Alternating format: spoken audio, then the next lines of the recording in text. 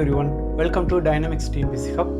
Today நம்ம என்ன பார்க்க போறோம்னா ஜியோகிராஃபி எங்க படிக்கணும், என்னென்ன क्वेश्चंस கேட்டிருக்காங்க, இதுவரை டிஎன்பிசி நடந்த எக்ஸாம்ல அப்படின்ற மொத்த டீடைலையும் பார்க்க போறோம். வாங்க வீடியோக்குள்ள போகலாம்.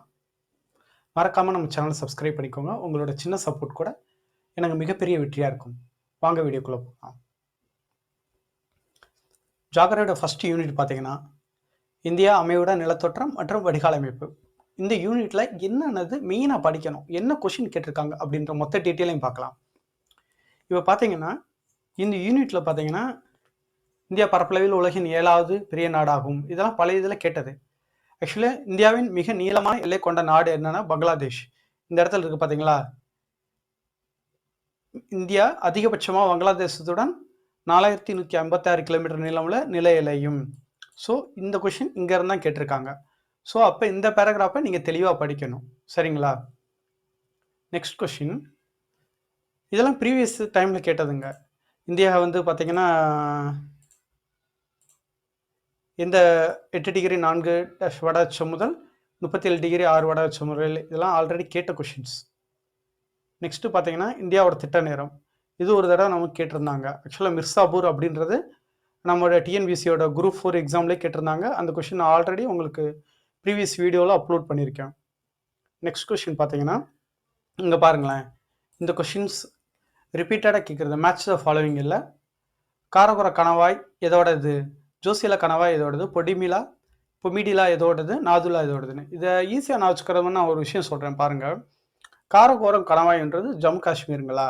இப்போ ஆக்சுவலாக கோரமான விஷயங்கள் எங்கே நடந்ததுன்னா சுற்றுலா போன பயணிகளை சுட்டு கொண்டது ஜம்மு காஷ்மீருங்க. ஸோ ஈஸியாக கோரமாக நடந்தது ஜம்மு காஷ்மீர் அப்படின்றது நான் வச்சுக்கோங்க. அப்புறம் வந்து ஜோசிலா சிப்கிலா வந்து இமாச்சல் பிரதேஷ், ஓகேங்களா. இப்போ நம்ம ஆந்திரா சாப்பாடு அப்படின்னாலே அந்த மாதிரி நான் வச்சுக்கோங்க, அருணாச்சல பிரதேஷ், ஓகே, பொமிடிலா அப்படின்றது. அப்புறம் பார்த்தீங்கன்னா நாதுல்லா மற்றும் ஜெலிபிலா அப்படின்றது சிக்கிம். அதாவது நாக்குன்னு வச்சுக்கோங்க, இது ஜெல்லின்னு வச்சுக்கோங்க. நாக்கில் ஜெல்லி வந்து சிக்கிக்கிருச்சு அப்படின்ற மாதிரி கான்செப்டாக வச்சுக்கோங்க. ஸோ நாதுல்லா ஜெலிபிலா கணவாய்ன்றது சிக்கிம். ஸோ இப்படி வச்சு படிச்சிங்கன்னா ஈஸி. இங்கே பாருங்களேன், கணவாய் வந்து ஜம்மு காஷ்மீருங்களா, ஜோசிலா வந்து இமாச்சல், பொமிடிலா வந்து அருணாச்சல் பிரதேஷ், நாதுல்லா வந்து சிக்கிம், ஓகேங்களா. இது ரிப்பீட்டடாக கேட்குற கொஷின்ஸுங்க. இங்கே பாருங்களேன், திருப்பி அதே தான் பொமிடிலா தனியாக கேட்டிருக்குது. பொமிடிலா கணவாய் அமைந்துள்ள மாநிலம் அருணாச்சல் பிரதேஷ், ஓகேங்களா. அப்புறம் வந்து ஆறுகளில் ஒரு கொஷின்ஸ் நம்ம கன்ஃபார்மாக வருன்றது நமக்கு எல்லாருக்கும் தெரியும். ஸோ இதை எப்படி படிக்கலாம் அப்படின்னு பார்த்தீங்கன்னா, இப்போ மகாநதி அப்படின்னு எடுத்துக்கிட்டிங்கன்னா இதில் மெயினாக கேட்க வேண்டிய கொஷின்ஸ் வந்து உங்களுக்கே நல்லா தெரியும். துணை ஆறுகள் வந்து கண்டிப்பாக கேட்பாங்க. இதை நான் ஒரு கான்செப்ட் சொல்கிறேன், உங்களுக்கு புரியுதான்னு பாருங்கள். இப்போ சீதாத், டெலன், சந்தூர், சித்ரலா, கெங்குட்டி, நன். இப்போ நம்மளோட பொலிட்டிக்கல் விஷயமாவே வருவோம். சீனாத் அப்படின்றது சீமான் அவர்களை எடுத்துக்கலாம். சீமான் வந்து யாரை நோக்கி குரல் கொடுக்குறாருன்னா டெல்லியை நோக்கி குரல் கொடுக்குறாரு அப்படின்னு வச்சுக்கோ. டெல்லியை சந்திக்க போகிறேன் அப்படின்னு சொல்கிறாரு. டெல்லியில் யார் சந்திக்க வருவாங்கன்னா மேக்ஸிமம் இப்போ வந்து பார்த்தீங்கன்னா நம்ம நிர்மலா சீதாராமன் அவர்களை தான் மேக்ஸிமம் பார்க்குறாங்க. ஸோ சீதாராமன் அப்படின்றத நான் வச்சுக்கோங்க. அவங்ககிட்ட என்ன சொல்கிறாருன்னா கெங்குட்டி, அதாவது என்கிட்ட குட்டி பசங்க இருக்காங்க, நல்ல பசங்க அப்படின்றத சொல்கிறாரு. அதாவது சீமான் அவர்கள் டெல்லி போகிறாரு. டெல்லியில் சந்திச்சது யாருன்னு பார்த்தீங்கன்னா சீதாராமன் அவர்களை. அவங்கக்கிட்ட என்கிட்ட கெங்குட்டி, அதாவது குட்டி பசங்க, நல்ல பசங்க இருக்காங்க, அதான் நான். இந்த மாதிரி நான் வச்சுக்கிட்டேன். இது ரொம்ப ஈஸியாயிருங்க, சரிங்களா. நெக்ஸ்ட் கொஸ்டின் பார்த்தீங்கன்னா இப்போ கோதாவரின்னு எடுத்துக்கிட்டிங்கன்னா இதோட துணை ஆறுகளை நம்ம எப்படி நான் வச்சுக்கலாம் அப்படின்னு பார்த்தீங்கன்னா, இப்போ ஆக்ட்ரஸ் பூர்ணா இருக்காங்க பார்த்தீங்களா, அந்த மாதிரி நான் வச்சுக்கலாம். ஆக்ட்ரஸ் பூர்ணா வந்து அவங்க ஒரு பெண், சரிங்களா. பெண் கங்கா அப்படின்றது பெண், ஓகேங்களா. அவங்க வந்து என்னென்னா பிரியாணி, அதை வந்து பிரியாணி வந்து இந்திரா காந்தி அவங்களுக்கு அப்படின்னு வச்சுக்கோங்க. இந்திராவதி அவங்களுக்கு பிரியாணியோட என்னெல்லாம் சேர்ந்து கொடுப்பாங்க, தால்சா அப்படின்றது நமக்கு தெரியும். ஸோ தால் சா அப்படின்றது சாலமி, இதெல்லாம் வச்சு கொடுக்குறாங்க அப்படின்னு வச்சுக்கணும். ஏன்னா ஈச் அண்ட் எவ்ரி திங் நம்மளால வந்து பாயிண்டாக நான் வச்சுக்கிற முடியாதுங்க. அதை ஒரு ஸ்டோரியை பில்டு பண்ணி உங்கள் மைண்டுக்குள்ளே செட் பண்ணிக்கிட்டிங்கன்னா கொஷின்ஸ் வந்து ரொம்ப ஈஸியாக கன்வே ஆகும். இப்போ பூர்ணா வந்து அவங்க ஒரு பெண், அவங்க வந்து பிரியாணி அப்படின்னா பிரணீதான்னு வச்சுக்கணும். நமக்கு சின்ன கீவேர்டு கிடச்சிட்டாலே போதுங்க, அதை வச்சுக்கிட்டே நம்ம மேனேஜ் பண்ணி வந்துடலாம். பிரணீதா, அப்புறம் இந்திராவதி, அவங்க இந்திரா காந்திக்கு வந்து என்னென்ன சமைச்சாங்கன்னா தால் சாலமி அப்படின்றத பிரியாணியோட காம்பினேஷன், ஓகேங்களா. இந்த மாதிரி நான் வச்சுக்கலாம். நெக்ஸ்ட் கொஸ்டின் பார்த்தீங்கன்னா கிருஷ்ணா வந்து பார்த்தீங்கன்னா இப்போ கிருஷ்ணர் அப்படின்றது கடவுள் தானுங்க. அவருக்கு வந்து நம்ம படைக்கும் போது என்னென்ன பண்ணுவோம் அப்படின்றத பாருங்க. இப்போ இதோட துணையார்கள் பார்த்தீங்கன்னா, ஒரு நார்மலா வந்து பார்த்தீங்கன்னா, கொய்யா பழத்த வைக்கிறோம். அப்புறம் வந்து பீமா, அதாவது கிருஷ்ணரோட துணையா இருக்கிறது பீமா அப்படின்றதுன்னு வச்சுக்கோங்க. முசு நம்மலாம் தமிழ் படிச்சிருப்போம். முசி அப்படின்றதுன்னா பலாது அப்படின்னு தெரியும். ஸோ இது எல்லாத்தையும் சாப்பிட்டுட்டு அதாவது தூங்கிருவாரு அப்படின்றது தாங்க. துங்கபத்ரா. அவர் தூங்குனா பெடல்லே அடி விழுகும். கடவுளே எந்திரிச்சு வாங்க நாங்கலாம் உட்காந்துருக்கோம் அப்படின்ற மாரி. ஓகேங்களா? கொய்யா, பீமா, முசி, துங்கபத்ரா, பெடாவாரு இந்த மாரி துணையார்கள் தாங்க கேள்வி. இப்ப இங்க பாருங்களேன். தீபகற்ப இந்தியாவில் கிழக்கே பாயும் நதிகளில் வளமான பறவை பாத அமைப்பு கொண்ட டெல்டாவை உருவாக்கும் நதி என்னன்னா கிருஷ்ணா. அங்க பாருங்க. இது எதை உருவாக்குதுன்னா டெல்டா அப்படின்றது இருக்குங்க. சரிங்களா? நெக்ஸ்ட் கொஸ்டின் பாருங்க. இங்க பாருங்க. இதுதான் இப்போ நம்ம படிச்ச ஆறு மற்றும் துணையாறு கேட்டிருக்காங்களா? இப்போ நான் மகாநதி சொன்னேன்னா, மகாநதினா நம்ம என்னென்ன சொல்லியிருக்கோம்? டெலன், சந்தூர். கரெக்ட் தானுங்க? ஓகே. கோதாவரியில் இப்போ பூர்ணா வந்து பெண்கங்கா, அவங்களுக்கு பிரியாணி, இந்திராவதி, தால், சாலமி அப்படின்றது நான் வந்துடும். இப்போ கிருஷ்ணா பாருங்களேன். பீமா, கொய்னா வந்துருச்சுங்களா? முசி. அதுக்கப்புறம் என்ன சொல்றது? துங்கபத்ரா, பெடாவாறு அப்படின்றது. ஸோ காவேரின்றதான் தப்பானது. ஓகேங்களா? Next question. இப்போ காவேரி கேட்டிருக்காங்க. அதான் அந்த காவேரி இதில் கொடுத்துருக்காங்க. அடுத்து நர்மதா. ஆக்சுவலாக there are lot of questions in geography அப்படின்னு எடுத்துக்கிட்டிங்கன்னா நர்மதா இல்லாமல் இருந்ததே இல்லை. இது so many times it has been repeated அப்படின்றத நான் வச்சுக்கோங்க. ஸோ இங்கே பாருங்கள், மேற்கே நோக்கி பாயும் ஆறுகளில் நீளமானது நர்மதா தாங்க. இங்கே பாருங்கள், வடக்கில் செல்லும் இந்திய வழித்தொடக்கம், தெற்கு சார்பு வழித்தொடக்கம், இடையில பழத்தக்கம். நான் இப்பயும் ஒரு விஷயம் சொல்கிறேங்க. உங்களுக்கு சப்போஸ் ஒரு கொஷின் அனலைஸ் பண்ணி உங்களுக்கு தெரியலாட்டி தயவு செய்து நதிகளில் நர்மதாவே போட்டுருங்க. நர்மதா தான் ஆன்சராக இருக்கும். இந்தியாவில் பிளவு பள்ளத்தாக்கனை நர்மதா நதி நீர்வீழ்ச்சிகளாக உருவாக்கும் அப்படின்றதாங்க விஷயம். சரிங்களா? நெக்ஸ்ட் கொஸ்டின் பார்த்தீங்கன்னா, தீபகற்ப இந்திய ஆறுகளில் கிழக்கிலிருந்து மேற்கு நோக்கி பாயும் 3 ஆறுகள் கேட்டிருக்காங்க பாருங்க. நர்மதா, தபதி, மாஹி. இது எங்க இருக்குன்னா அதே மாதிரி பாருங்க. இந்தியாவில் மேற்கு நோக்கி பாயும் நீளமான ஆறு எதுன்னா நர்மதா. ரிப்பீட்டடுங்க ஆக்சுவலா. இங்க பாருங்களேன். பின்னொன்று நர்மதை ஆற்றின் வலதுகரை துணை ஆறாகும் ஹிரண். இங்க பாருங்க, நர்மதா தான். கீழ்கட்டில் எந்த ஆறு கிழக்கு நோக்கி பாயவில்லை? நர்மதா. சரிங்களா? So also repeated questions. இங்க பாருங்க, இந்தியாவில் எந்த ஆறு மேற்கு நோக்கி பாய்ன்றது? நர்மதா. ஸோ இங்கே பார்த்தீங்கன்னா தபதி அடுத்து வந்திருக்கு. நம்ம இப்போ பார்த்தோம்லங்க, தீபகற்ப இந்திய ஆறுகளில் நர்மதை, தபதி, மாகி வந்து தான் 3 ஆறுகள் கிழக்கிலிருந்து மேற்கு நோக்கி பாய்கின்றன. அது போட்டுக்கணும். நர்மதை, தபதி, மாகி. ஓகேங்களா? இதுதான் இந்த கொஸ்டின் தான் முன்னாடி கேட்டது. ஓகேங்களா? ஃபர்ஸ்ட் யூனிட் இவ்வளோதாங்க. இப்போ கம்ப்ளீட்டாக பார்த்தீங்கன்னா நம்ம செகண்ட் யூனிட் பார்ப்போம். செகண்ட் யூனிட்ல என்னென்ன கொஸ்டின் கேட்டிருக்காங்கன்னா, இந்தியா காலநிலை மற்றும் இயற்கை தாவரங்கள். இப்போ பார்த்தீங்கன்னா ஓத ஆலைக்காடுகள் அப்படின்றது இருக்குங்களா? இதில் கண்டிப்பாக ஒரு கொஸ்டின் ரிப்பீட்டடாக கேட்டுக்கிட்டே இருக்காங்க பாருங்க. தமிழ்நாட்டில் அதிகமாக மாங்குரோவ் காடுகள் காணப்படும் மாவட்டம் கடலூர்னு இருக்குங்களா? ஓகே. அதுக்கப்புறம் பார்த்தீங்கன்னா மகாநதி, கோதாவரி, கிருஷ்ணா நதிகளின் கழிமுகங்களில் காணப்படும் காடுகளின் வகை சதுப்பு நில காடுகள். இங்கே பாருங்க, மகாநதி, கோதாவரி, கிருஷ்ணா இந்த நதிகளில் டெல்டா பகுதிகளில் இவை ஓத காடுகள், மேங்க்ரோவ் காடுகள் அப்படின்றது தெரியுதுங்களா? ரிப்பீட்டடாக கேட்குற கொஸ்டின் தாங்க இதெல்லாமே. அடுத்து பாருங்க, ஸ்டேட்மெண்ட்ல கேட்டிருக்காங்க. கங்கை, பிரம்மபுத்திரா டெல்டா பகுதிகளில் மிக சதுப்பு நில காடுகள், அலையாத்தி காடுகள், மாங்குரோவ் காடுகள். பார்த்தீங்களா? அதே தான். கங்கை, பிரம்மபுத்திரா டெல்டா பகுதிகளில் மிகப்பெரிய சதுப்பு நில காடுகள் இருக்கு. ஸோ இந்த ஒரு பேராகிராஃப்ல எத்தனை கொஸ்டின்ஸ் வருதுன்னு மட்டும் பாருங்களேன். Next question. இது கண்டிப்பாக படிச்சுக்கோங்க. கலைமான ஆந்திர மாநிலத்திற்கும் ஹரியானாவுக்கு பஞ்சாயத்திற்கும் மாநில வழங்காக திகழ்கிறது. நீலகிரி வரையாடுகிறது. இது வந்து ரொம்ப ரொம்ப இம்பார்ட்டன்ட்ங்க. நான் வந்து இந்த ஜாகிரஃபியை பொறுத்தவரை இதெல்லாம் இம்பார்ட்டன்ட். இதெல்லாம் படிச்சிங்கன்னா நமக்கு ஜாகிரஃபியில் 5 கொஸ்டின்ஸ் தானே. கண்டிப்பாக 5க்கு நீங்கள் தாராளம் 5 அடிச்சிடலாங்க. என்னோட கெஸ் படி இதில் இருந்தால் கொஸ்டின்ஸ் வரும். சரிங்களா? இந்திய வனவிலங்கு வாரியம். இது ரிப்பீட்டடாக கேட்குற கொஸ்டின் பாருங்க. இந்திய வனவிலங்கு பாதுகாப்பு சட்டம் இயற்றப்பட்ட 1972 இருக்குங்களா? இந்திய அரசு வனவிலங்கு பாதுகாப்பு சட்டத்தை ஏற்றது 1972. சரிங்களா? வனவிலங்கு பாதுகாப்பு சட்டம் ஏற்றப்பட்ட 1972. ஒரே கொஸ்டின் தான் ரிப்பீட்டட் எக்ஸாம்பிள் கேட்டிருக்காங்க. அடுத்து பாருங்க, உயிர்கோள பெட்டகத்துலேருந்து நிச்சயம் ஒரு கொஸ்டின்ஸ் வந்துருங்க. உயிர்கோள பெட்டகம் பார்த்தீங்கன்னா இங்கே பாருங்க, இந்தியாவில் வந்து எத்தனை உயிர்கோள பெட்டகங்கள் இருக்குன்னா 18. அதில் 11 வந்து யுனெஸ்கோவால் அங்கீகரிக்கப்பட்டிருக்குங்க. கண்டிப்பாக இந்த கொஸ்டின் கேட்பாங்க. இதுதான் அந்த உயிர்கோள பெட்டகத்தோட இது ஆக்சுவலாக அப்டேஷனில் இருக்குது. இங்கே பாருங்கள், உயிர்கோள காப்பகங்கள் எங்கெங்கே இருக்குது நம்ம தமிழ்நாடு எடுத்துக்கிட்டோம்னா நீலகிரி மன்னார் வளைகுடா சொல்லுவாங்க. சரிங்களா? நீலகிரியும் மன்னார் வளைகுடா தான் நம்மோட ஏரியா. ஓகே. இந்த இருக்கு பார்த்தீங்களா? மொத்தம் 18 இருக்கு. இது தாராளமா இத மறக்காம படிச்சுட்டு போயிருங்க. அது உங்களுக்கு ரொம்ப ரொம்ப யூஸ்ஃபுல்லா இருக்கும். இப்போ கொஸ்டின்ஸ் பாருங்க. உலக உயிர்க்கோள இருப்ப உள்ளது தமிழ்நாட்டில் டேஷ் மண்டி டிராஸும் தாவர விலங்கு பாதுகாப்புள்ளது. மன்னார் வளைகுடா, நீலகிரி கேட்டிருக்காங்களா? ஸோ கண்டிப்பாக அதுலேருந்து ஒரு கொஸ்டின்ஸ் வரும். நெக்ஸ்ட் கொஸ்டின் பாருங்க. 3வது யூனிட்டு வேளாண்மை அப்படின்றதுல இது வந்து நம்ம குரூப் 4ல கேட்ட கொஸ்டின்ஸுங்க. நன்னீர் அதான் நன்னீர் பாசனம், நுண்ணீர் பாசன தொழில்நுட்பம் பாரம்பரிய நீர் பாசனங்களை விட அதிக மகசூல் கிடைக்க வழி செய்யுது. மேக்ஸிமம் நீங்கள் ஸ்டேட்மெண்ட்டை பொறுத்தவரை எல்லாமே கரெக்டுன்னு போட்டுருங்க. அது இதுலேருந்து தான் கேட்டிருக்காங்க. சரிங்களா? இந்த இதில் தான் கேட்டிருக்காங்க. நீர் மேலாண்மை இயற்கை நோக்கத்தோடு நன்னீர் பாசன திட்டத்தை அறிமுகப்படுத்தியுள்ளதுன்னு. ஓகே. நெக்ஸ்ட் கொஸ்டின் இது ரொம்ப ரொம்ப இம்பார்ட்டன்ட்ங்க. இது ஒரு ஷார்ட்கட்டாக ஏன் இந்த படத்தோடதெல்லாம் வச்சுருக்கேன்னா கவனிச்சு பாருங்க. ஏன்னா இது ரிப்பீட்டடாக கேட்குறது, அதனால இங்கே பாருங்க. பல்நோக்கு திட்டத்தின் பெயர் ஆறுகள், பயனிடும் ஆணைகள், நீர்ப்பாசனம், நீர்மின் சக்தி அப்படின்னா தாமோதர் பள்ளத்தாக்கு திட்டம்ன்றது ஆறு வந்து தாமோதருங்க. பயனிடும் மாநிலங்கள் வந்து மேற்குவங்காளம், ஜாம்ஜர். அதாவது நான் எப்படி கேட்குறேன்னா ஜாமை மேலே தடவி தா அப்படின்னு கேட்குற மாதிரி வச்சுக்கோங்க. ஸோ அப்போ ஜாம் அப்படின்னா ஜார்க்கண்ட், மேலே தடவின்ற போது வாங்குற இல்லை, அப்போ மேற்குவங்கம். ஸோ தாமோதர். ஓகேங்களா? நெக்ஸ்ட் வந்து நம்ம மேக்ஸிமம் ஆதிக்க ரவிச்சந்திரன் இன்னைக்கு ட்ரெண்டில் பயங்கரமான ஆள். அவரோட படம் தான் பஹீரா. பஹீரா வந்து இங்கே பாருங்களேன், அவர் பஹீராவை சுற்றி எல்லாரும் பொண்ணுங்களா இருக்காங்க. ஸோ அட்ராக்ஷன் அப்படின்றது தான் மெயின் தீம். இப்போ பக்ரா நங்கல் திட்டம் அப்படின்றது உலகின் பெரிய புவி ஈர்ப்பு அணை அப்படின்றது தான் விஷயம். ஸோ சட்லஜ் நம்ம அந்த இது அட்ராக்ஷன் தான் சட்லஜ். ஓகே.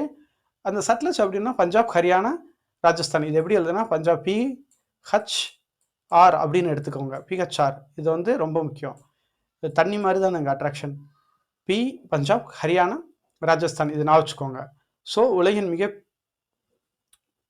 பெரிய புவி ஈர்ப்பணை பக்ரானங்கள், அதுதான் நான் பஹீரான்னு வச்சிருக்கேன். இது மறக்காது உங்களுக்கு. நார்மலாக அதுக்கப்புறம் பார்த்தீங்கன்னா ஹிராகியூட் திட்டம்.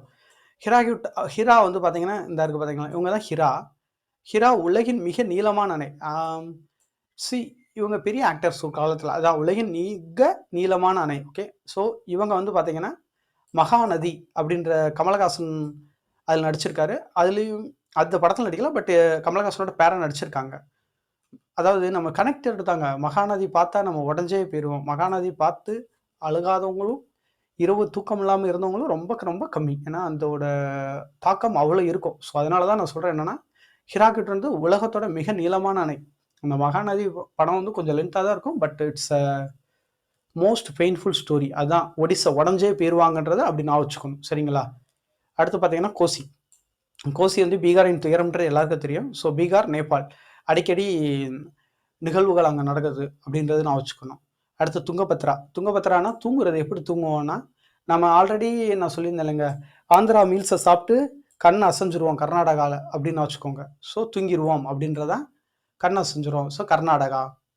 அப்புறம் திகிரி அணை பார்த்தீங்கன்னா பகிரதி அப்படின்னு கொடுத்துருவாங்க. நார்மலாக நீங்கள் திகிரி படம் பார்த்துருப்பீங்கன்னு நினைக்கிறேன். அது ரொம்ப அப்படியே இதாகவே இருக்கும். பக்கு பக்கு பக்குன்னு தான் இருக்கும். சரிங்களா? அப்படி நான் வச்சுக்கோங்க. திகிரி அணை, பகிரதி, உத்தரகாண்ட் அப்படின்றத நான் வச்சுக்கோங்க. அடுத்து பார்த்தீங்கன்னா சம்பல்.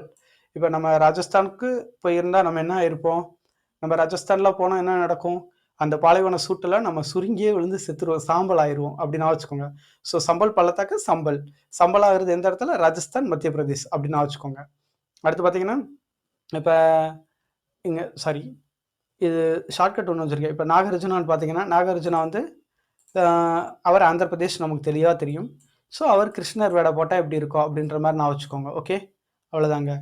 அடுத்தது வந்து நான் இதையும் வச்சுக்கிறேன், சர்தார். இப்போ நம்ம ஊர் தாங்க சர்தார். ஆக்சுவலாக நர்மதா வந்து நம்மதுங்க அப்படின்னு நான் வச்சுக்கோங்க. ஸோ சர்தார் அப்படின்றது வந்து நர்மதை அப்படின்றது MMRன்னு வச்சுக்கோங்க.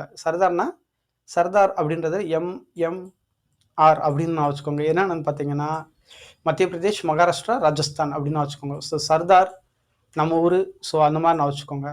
அடுத்து பார்த்தீங்கன்னா இந்திரா காந்தி கால்வாய் திட்டம் வந்து இந்திரா காந்தி வந்து நான் தாங்க சொல்கிறேன். ஏதாவது அட்ராக்ஷன் எப்போ வரும்னா, இப்போ சமந்தாவை பார்த்தா நமக்கு அட்ராக்ஷன் வருது பார்த்தீங்களா, அது மாதிரி நான் வச்சுக்கலாம். அதான் பகிரா அப்படின்றதையும் ப்ளஸ் இந்திரா காந்தி பார்த்தாலும் அவங்களும் அட்ராக்ஷன் வரும், பெரிய லீடர் அப்படின்றதையும். ஸோ இந்திரா காந்தி கால்வானையும் கிட்டத்தட்ட சேர்ந்தா PHR தான். So okay. பஞ்சாப், ஹரியானா, அடுத்து ராஜஸ்தான் இந்த மாதிரி தாங்க. சரிங்களா? அப்புறம் மேட்டூர் அணை, காவேரி, தமிழ்நாடு. ஓகே. நமக்கு தெரிஞ்சுங்க. இப்போ பாருங்களேன், இதோட கொஷின்ஸ் பார்த்தீங்கன்னா, இதோட எத்தனை ரிப்பீட் கொஷின் பாருங்கள். இந்தியாவின் மிக உயரமான ஈர்ப்பு விசை அணை எது? ஈர்ப்பு விசைனாலே நம்ம சொல்லியிருந்தோம், பகிரா அந்த படத்தோட. ஸோ பக்ரானங்கள். அதுக்கப்புறம் பார்த்தீங்கன்னா, எந்த ஆற்றின் குறுக்கே சர்தார் சரோவர் திட்டம் உள்ளது? சர்தார் அப்படின்னா நர்மதா. ஏன்னா நர்மதா நமக்கு பிடிச்சதுங்க. அடுத்து பாருங்க, சர்தார் சரோவர் திட்டத்திலிருந்து பயனிடும் மாநிலம் அல்ல எது அல்லன்னு கேட்டிருக்காங்க. இப்போ தான் சொன்னேன் MMR அப்படின்னு சொன்னேன். என்னன்னா மத்திய பிரதேஷ், மகாராஷ்டிரா அண்ட் ராஜஸ்தான். ஸோ இது என்னது? பஞ்சாப் இல்லை அப்படின்றது நான் வச்சுக்கணும். அடுத்து பாருங்க, அடுத்த கொஷின்ஸ்க்கு வந்துடுவோம். அடுத்த டாபிக் பார்த்தீங்கன்னா, இந்தியாவில் உள்ள இடம்பெயர்வு வேளாண்மையின் பல்வேறு பெயர்கள் எப்படி நான் வச்சுக்கலாம்னு பார்த்தீங்கன்னா, இப்போ ஜூம் அப்படின்னா அசாம். ஓகேங்களா? ஜூம்னா அசாம். அசாம் அப்படின்றத நான் இப்படி வச்சுக்கிறேன். இப்போ சமந்தா ஃபோட்டோவில் நம்ம அழகாக இருக்காங்களே அப்படின்னு ஜூம் பண்ணி தான் பார்ப்போம். ஸோ அசாம், அவ்வளோதான். அமேசிங்காக இருக்காங்க சாம் அப்படின்றது தான். ஜூம் அப்படின்னா அசாம். ஓகே, நம்ம கேட்கலாம், இதுக்குங்க ஈச் அண்ட் எவ்ரித்துக்கு நம்ம ஷார்ட் கட் வச்சுக்கணும்னு.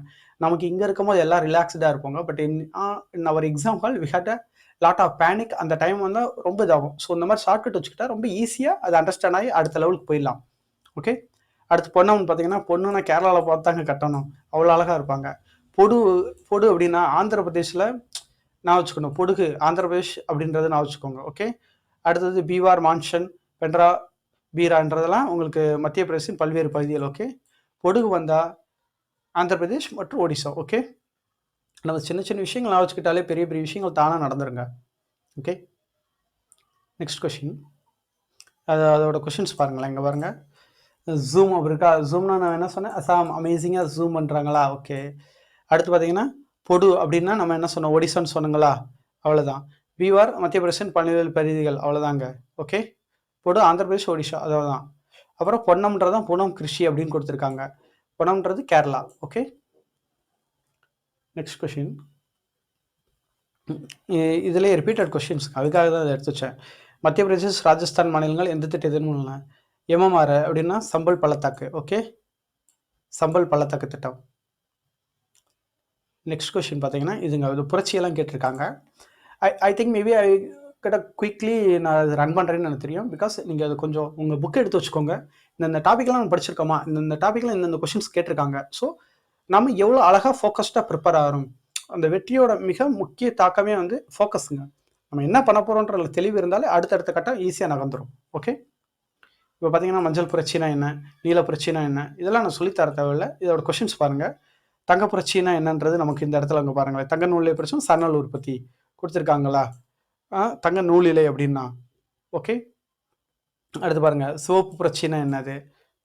அடுத்து வட்டப்புரட்சி, வெள்ளி புரட்சி, இதெல்லாமே ரிப்பீட்டட் கொஷின்ஸுங்க. ஓகே, இங்கே பாருங்கள், தங்க புரட்சி, சிவப்பு புரட்சி, வட்டப்புரட்சி, வெள்ளி புரட்சி. அடுத்து வளங்கள் மற்றும் தொழிலகங்களில் பார்த்தீங்கன்னா என்னென்ன கொஷின்ஸ் கேட்டிருக்காங்கன்னு பாருங்களேன். அதாவது இது வந்து ரிப்பீட்டடுங்க. ஆக்சுவலாக நீங்கள் இதை படிச்சிருக்க மாட்டேன்னு நினைக்கிறேன். ஸோ அதனால தான் நான் இதை மெயினாக எடுத்து வச்சுருக்கேன். இந்தியாவின் மிகப்பெரிய காற்றாலை தமிழ்நாட்டில் டேஸ் என்ற மாவட்டத்தில் உள்ளதுன்னா இந்த இருக்குது பாருங்க. இதெல்லாம் புக்கில் வந்து கேட்டதான். முப்பந்தல் பெருங்குடி பகுதி, அவ்வளோதாங்க. இது கன்னியாகுமரி மாவட்டத்தில் இருக்குது. சரிங்களா? ஸோ உங்களோட கட்டத்தில் இருக்கிற கொஷின் தான் வரப்போகுது. அதை மட்டும் தெளிவாக புரிஞ்சுக்கோங்க. அன்வான்டாக வெளியே போய் படிக்காதீங்க. நீங்கள் என்றைக்கு அவுட் ஆஃப் ஃபோக்கஸில் போகிறீங்களோ அந்த டைமே உங்களோட ஃபெயிலியர் உறுதியாயிரும். ஸோ ஃபோக்கஸ்டாக புக்குக்குள்ளே இருங்க, நீங்கள் கண்டிப்பாக ஜெயிப்பீங்க. நெக்ஸ்ட் கொஷின் பாருங்கள்.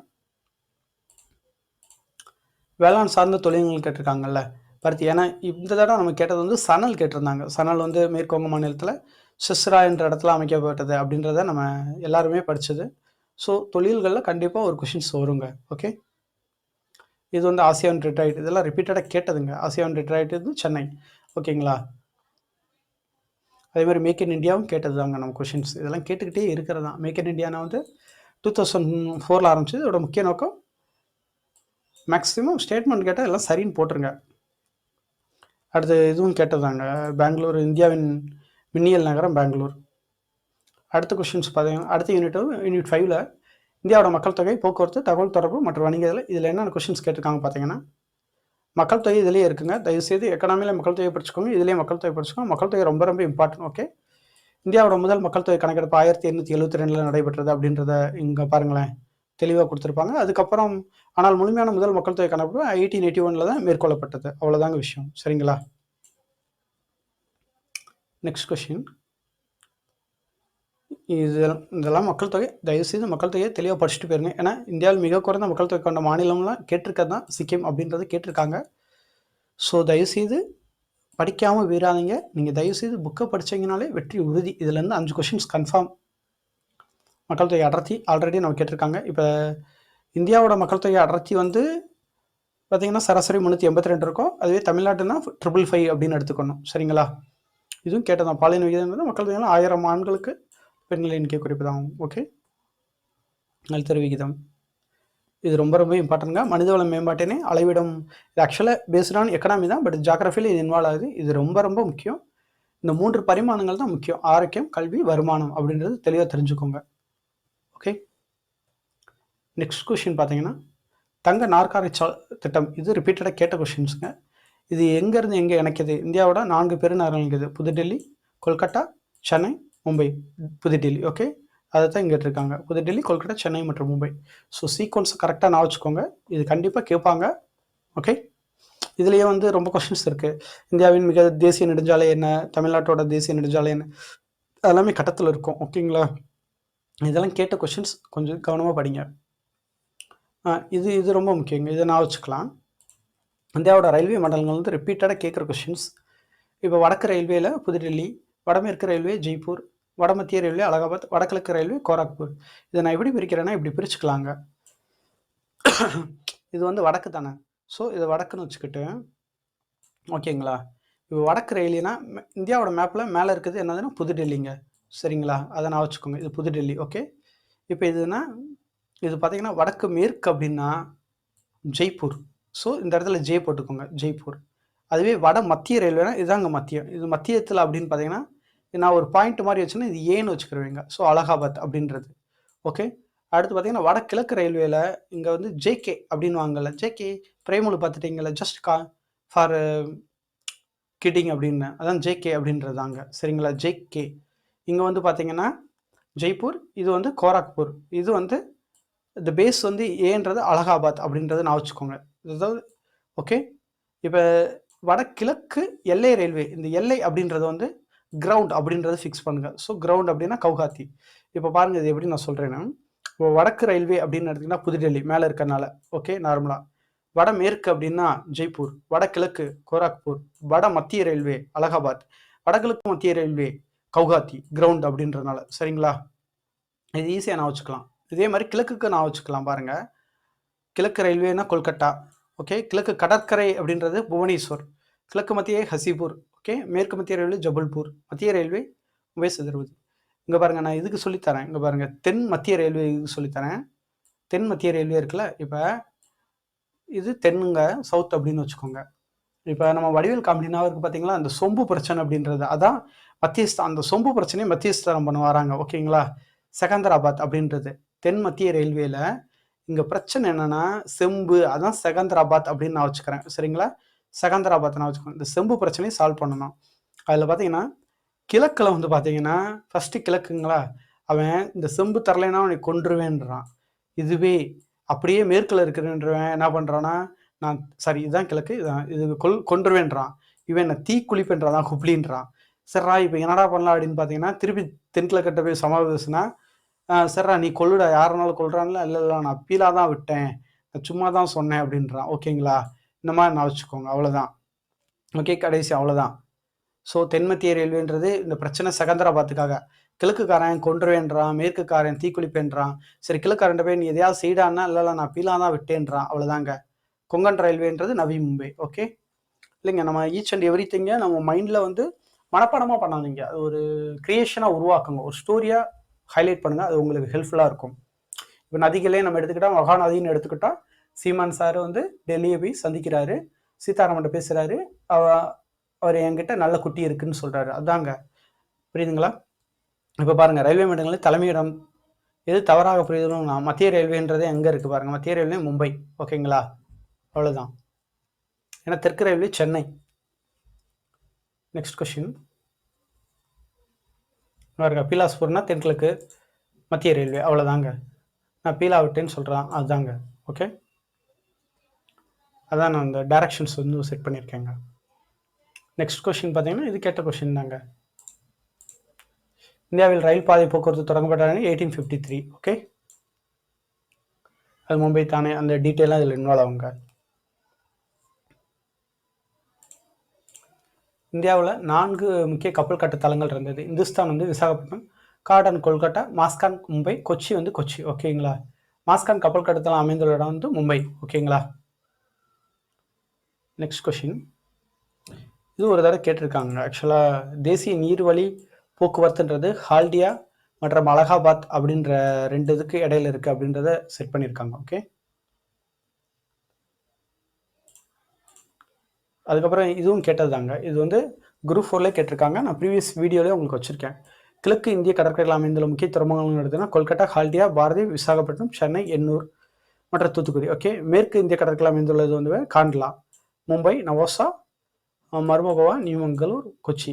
ஸோ தயவுசெய்து இது படிச்சுட்டு போயிருங்க, இதெல்லாம் கண்டிப்பாக கேட்பாங்க. நெக்ஸ்ட் கொஷின், இது கேட்டது தாங்க. இங்கே பாருங்கள், பவர் ஹவுஸ் வானொலி உறுதி வந்து எந்த இடம்னா புதுடெல்லி தலைமையிடமாக கொண்டு எழுது. இங்கே பாருங்கள், இதுலேயே இருக்கும் அது. சரிங்களா, புதுடெல்லி தலைமையிடமாக கொண்டு இயங்குகிறது. நீங்கள் இந்த வீடியோ பார்த்தாலே மேக்ஸிமம் உங்களுக்கு 5 கொஸ்டின் அழகாக அடிச்சிருவீங்க. நெக்ஸ்ட் கொஸ்டின், தகவல் தொடர்புக்காக ஏவட்ட முதல் இன்சாட் வரிசை சேர்க்கக்கோள் எதுனா இன்சாட் 1B அப்படின்றது. இதுவும் நம்ம ஸ்கூல் புக்கில் இருக்கிறதாங்க. சரிங்களா, இன்சாட் 1Bன்றது இந்த இது நம்ம ஸ்கூல் புக்கில் இருக்கிறதான். Next question,